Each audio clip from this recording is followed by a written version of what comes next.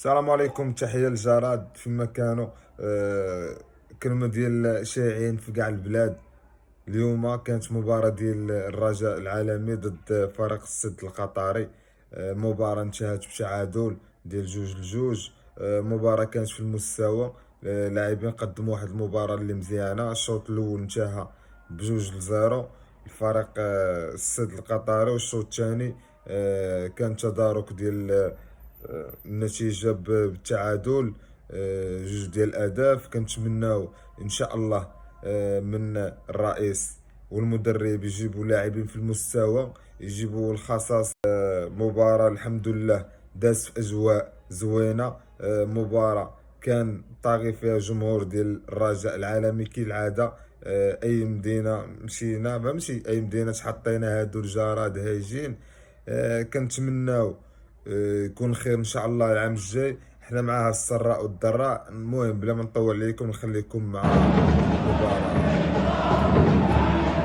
بلا ما نطول عليكم نخليكم مع ملخص المباراة. نخليكم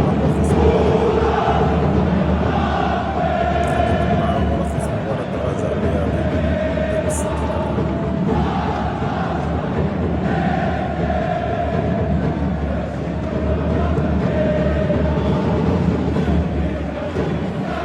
يا سلام،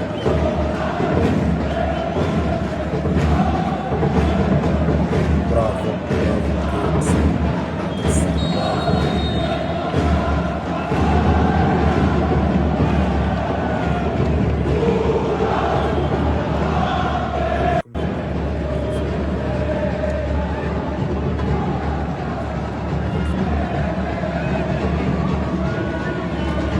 بداية مباراة الرجاء المغربي أمام السد القطري، المباراة الودية المقامة هنا في العاصمة القطرية الدوحة استعدادا للبطولة العربية.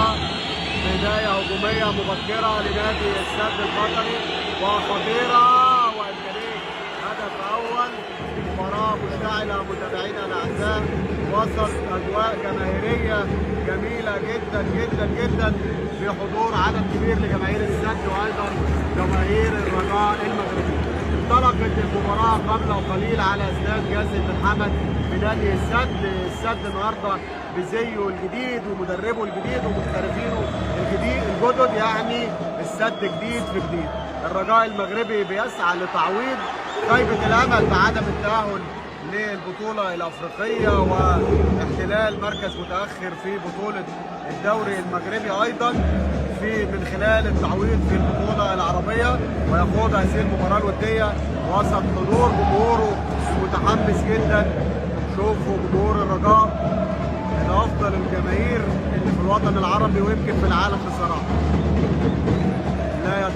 لا يتوقفوا عن الهتاف، ومنظمين والعلم الفلسطيني حاضر بهذا الشكل الجميل والرائع. المباراة مقامة هنا في استاد جاسم بن حمد في العاصمة القطرية الدوحة. سلامات لاعب من نادي السد واقع من نادي الشفاء العاجل ان شاء الله.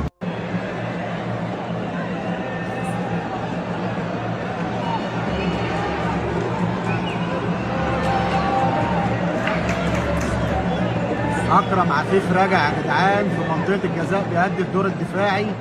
لعيب الصراحه عالي ما شاء الله تبارك الله. هجمه خطيره للرجاء، لكن دفاع فريق السد صاحي. ولا خساره كبيره لفريق السد. اللاعب البرازيلي الجديد جوفاني هبريكي لسه الراجل ما لعبش دقيقتين واتصاب وخرج. ان شاء الله تكون سليم. كره خطيره ممكن فرصه هدف اول وعرضيه من ناحيه اليمين، لكن بعيده وتطلع لرمي التماس. خبطت وياخد رمي التماس فريق الرجاء. محاولات من فريق الرجاء وبدل فريق السد الهجوم، لكن داخلين عدينا الدقيقه 21 ولا يزال التعادل السلبي سيد الموقف بين الفريقين. مباراه حلوه وبين فريقين كبيرين.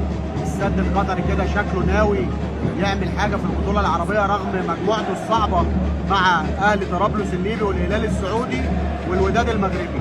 فدي اكيد بروفا انه بيلاعب فريق مغربي كمان، بروفا لان مباراته الافتتاحيه في البطوله ان شاء الله هتكون مع فريق الوداد المغربي على استاد مدينه الامير سلطان بن عبد العزيز.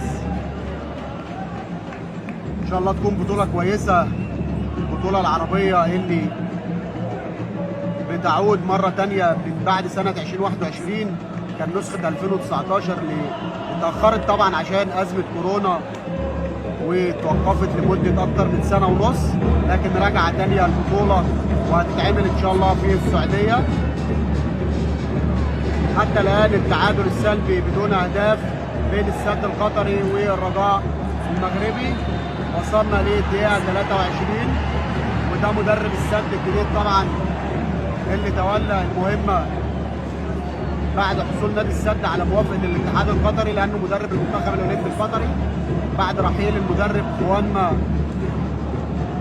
اللي كان مساعد مانشستر سيتي، اللي قال لك أنا عندي ظروف عائلية، لكن أنا أتوقع إن هو عايز يرجع تاني. جوارديولا طلبه ولا عنده ظروف ولا أي كلام من الكلام ده، لكن عموما هو حر، هو اللي خسران. السد فريق كبير وبيجيب بطولات وإضافة لأي مدرب. أنت كنت مساعد لجوارديولا، هم جابوك هنا مدير فني وجايبين لك أفضل لعيبة، والسنة دي عاملين الحقيقة سكواد عالي جدا، لأنهم السد اتأثر السنة اللي جاية بغياب أكتر من 15 لعيب من لعيبه الدوليين، فالسنة دي السد داخل بقوة عشان ينافس على كل البطولات المحلية والآسيوية. وكرة خطيرة وممكن هدف وحلوة، انطلاقة من ناحية اليمين وعند بغداد بونجاح، لكن بونجاح بيعملها كده ما ظبطتش معاه وتطلع كوره ضربه مرمى.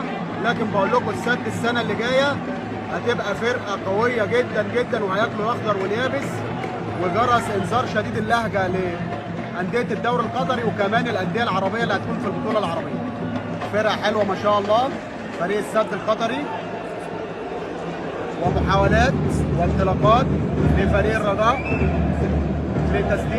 لتسجيل الهدف الاول، لكن دفاع السد حتى الان صامت حتى الدقيقه 25.